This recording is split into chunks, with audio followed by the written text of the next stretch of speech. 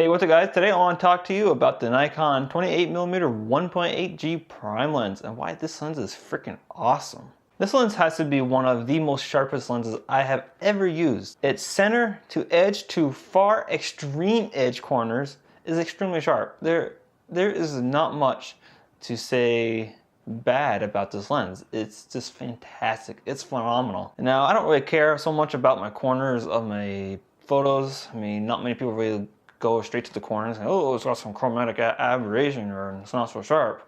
I don't really care about that so much. The lens is relatively compact. It's a very lightweight lens, and that's one of the very first things you'll notice when you buy this lens. You take it out of the package and it's like, there's not much here. Like, you don't feel like you spent $700. For a size comparison, this is the 50mm 1.8G with the lens hood on, until they're almost about the same size. Let me take the lens hood off. And without the lens hood, you can see that the 50mm is not a whole lot smaller than the 28 1.8. In terms of diameter, the 28 1.8 is a little bit bigger, but not too bad. Now things start to change when you put the lens hood on the 28mm.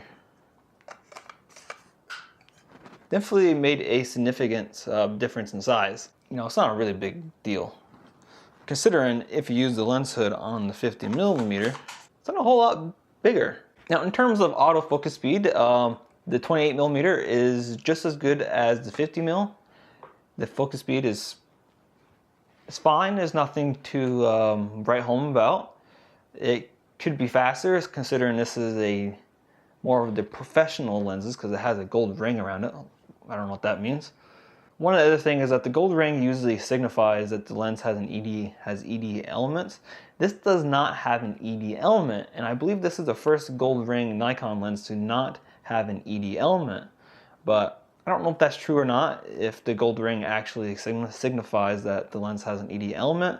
It could just mean that it has a nanocrystal coating. Anyways, that's this cosmetic thing. Who really cares about that? You really want to know what the performance is, and like I said, this lens is absolutely phenomenal. It's tack sharp. I don't know how else I can explain it. It is just an incredibly sharp piece of glass.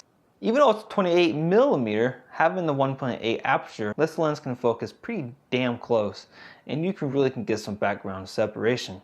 One of the very unique things about the 28mm 1.8, the fact that it has an aperture of 1.8, allows you to create some very interesting images, almost creating a 3D effect when shooting at 1.8 because the lens is so wide.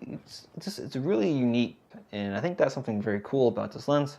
Another really awesome thing about this lens is the focus ring is it has a nice throw to it, you know.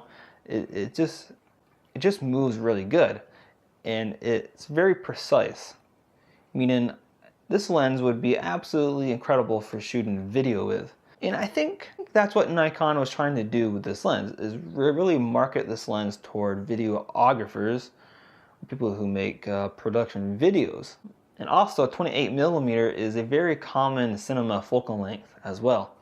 Another really great awesome use for this lens is shooting artwork because of the center to edge to extreme edge sharpness is very good, and the low amount of chromatic aberration and the very low amount of distortion makes this a very good lens for photographing artwork for archival purposes. The other fantastic thing about this lens is shooting architecture at night in a city.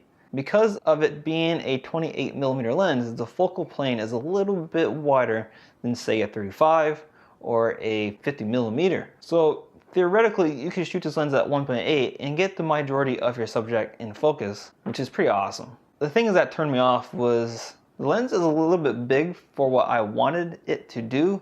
Canon makes a 28 1.8 as well. They actually had it out for quite some time now, quite a few years. And that lens is compact. It's about the size of the 50mm I showed you earlier.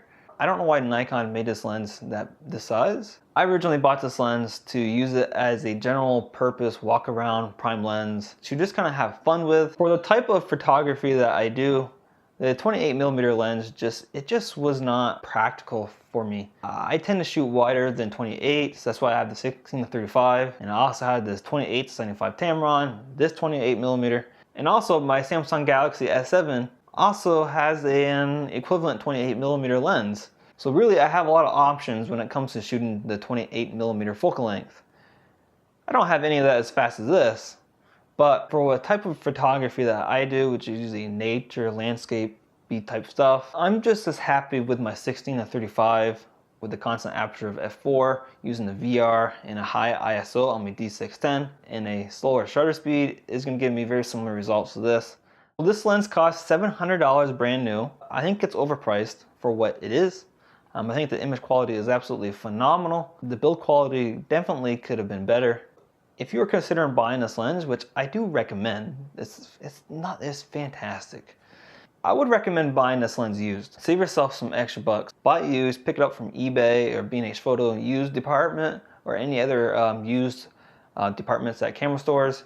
You can pick this lens up for about 500 bucks used, which I think is a great price for this lens. Anyways guys, that's pretty much all I have time for today. I hope you enjoyed this video. And if you want to see more videos like this, hit the subscribe button, give me a thumbs up, check out my latest videos, and I will see you guys in the next video.